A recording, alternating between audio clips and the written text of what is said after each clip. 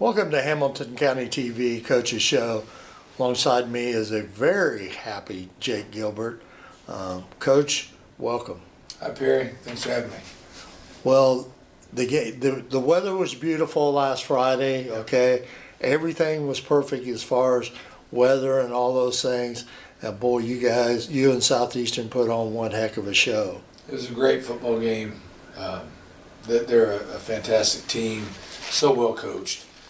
And we did it again. You know, we won on the last play of the game. We've had 3 of the last 4 weeks. We won on the last play of the game, so I'm sure all of our opponents feel like, oh, we should have beat those guys. But we have found ways to win, and it was very exciting. I would imagine in my coaching career, I've had, a handful of games that really truly came down to the last final play. And we've had 3 of the last 4 weeks come down to the last final play. So it's simply amazing. It is. So I don't know. We're blessed. Better to be lucky than good. All those analogies. I'm happy. All those things that everybody says when they're on the winning side. We'll take it. But like we talked before we went on the air, I watched that. I made sure and I watched that last 2 minutes of the ball game, because I knew that was a crucial time, because when we went off the air, you were up, but Southeastern was in the red zone. So Jim turned it off and we started packing up and everything. And then I found out when I got home that you guys had come back and won it. So well, they scored. Credit to HSC. We scored what we had hoped would be the game-winning drive with just under 4 minutes to go, and we just had to go out there and play defense and not choke and find a way to get a stop. But HSC did a great job. They got outside of us once on a sweep, and then they just threw a hitch to the great receiver, and he made a couple guys miss. He's an extraordinary player, and he got all the way down to the 4. And then we tackled him at the 4 and held him out. Then on 3rd down, I thought we had a stop, but we rolled the ball carrier over, and apparently his knee didn't hit the ground, which I thought was the right call. And he got back up and got in there, so that kind of shell-shocked us. And so after that touchdown extra point, then we were down 4 with no timeouts and 39 seconds left. Yeah, and the one thing about anybody that wants to go back and watch that final drive of yours and everything, I thought your entire team kept its poise on, that they, it looked like that they were determined to march that ball down the field. Now, whether you would or not, you never know. Yeah. But the way you handled it, all your football players did a great job of, and of course with no timeouts, you couldn't talk to anybody. Well, we try to complete games here. Yeah. And we don't want to celebrate early. We don't want to quit early, and if there's time left, we're playing. And that's how we do it. And that served us well. But I thought we played a complete game Friday in the sense of we didn't let doubt creep in and, your confidence erode because of the circumstances of the game. You got to just keep going out and playing and finding a way to execute. And we had just enough left to take the victory on the final play of the game.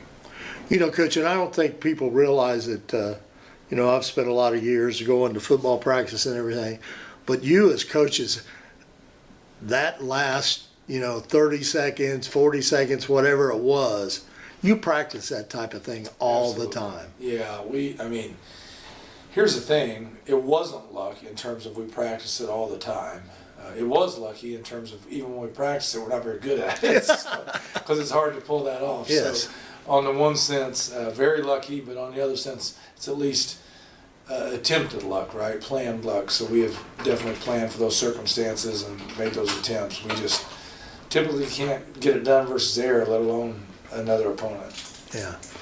Well, absolutely. Well, congratulations on that game. But, you have another game coming up here this week, and the opponent you have this week, Brownsburg, is a very good football team, and they're undefeated, and it's homecoming. And being around all you coaches all the time, especially you and some of the other coaches have been around, homecoming is a great time, but for the day of the game, it's not one of the better things that you have to go through all week too. Yeah, it's There's a not. lot, yeah. Any coach probably would tell you it's not their favorite. Yeah, So, yeah, and that's part true. of your job when you coach teenage kids is to minimize distractions, and homecoming comes with a laundry list of distractions. So it's not that we're against school spirit or anything like that. No, We love the no. alumni, but you know, when you're going against the number one ranked team in the state, you want every advantage you have, and so you can do without the distractions. But as part of it, we'll have a great homecoming. I'm excited that we'll have a great crowd and all those things. But yeah, our job is to win the game. Yeah. Our kids know that. We're real clear on that. I tell them, you know, if we lose a football game, no one's going to care about, well, but at least you won the class colors competition, or Yeah. hey, you had a good float. This is about the game. Our job is to win the game. I think the one advantage is you have, instead of some of the schools, is you do your parade on Thursday night. And I know everybody goes, what's the parade got to do with a football game? But in many cases, schools do the parade, and then right after the parade is the football game, or a Yeah. couple hours in between it. And that's a big prepared time for you when school gets out to the time we kick I don't off. like doing anything on game day Yeah. other than football, so Yeah, I sure as heck want to do a parade. Yeah. So yeah, I'm glad that it's Thursday. yeah. Well, Coach, let's talk about this Brownsburg team, because they're pretty well loaded on both sides of the Very field. much. Great tailback and Cheryl.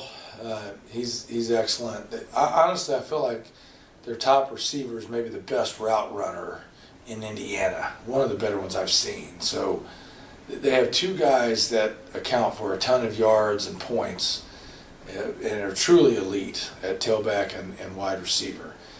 Otherwise, just really good. You know, good everywhere. Good offensive line. They're always very strong. Brownsburg is always strong. Fundamental. I had hoped they'd take a bigger dip than they have when it comes to quarterback play or just overall scoring, but I think they lead Indiana in scoring in 6A. So that's not Yeah, that's a that big easy deal, to deal yeah. with. And then defensively, they're just sound. They always tackle pretty well. Again, they're strong, so up front they make it hard to run the ball. They typically rush the passer pretty well, and their physical strength is always a factor. And they always have some speed too. So they're just a very complete football team. Absolutely. Well, Coach, this is it's always like you always say, it's one game at a time. Okay, you're not looking down the road here or anything. The only thing that you're focusing on after that big win against Southeastern, you probably took an hour after the Southeastern win, but outside of that, it's all It's right all back to it. football Brownsburg. The bigger picture of it was not to win any one individual game, right? We're trying to win the conference, and so to do that, now there's two teams left standing that are undefeated. Us and Brownsburg are both 5-0, so that's an honor. But we're going to have to, if we want to win the conference, then we need to win this game. So that's a pretty clear and obvious thing. So we're fortunate to be in this situation. With that situation comes the demands of work, and we're ready for that. Well, thanks a lot, Coach. I appreciate you taking time out of your busy schedule, especially with it was being homecoming this week, and good luck. Thanks. Appreciate you, Perry. Go Rocks.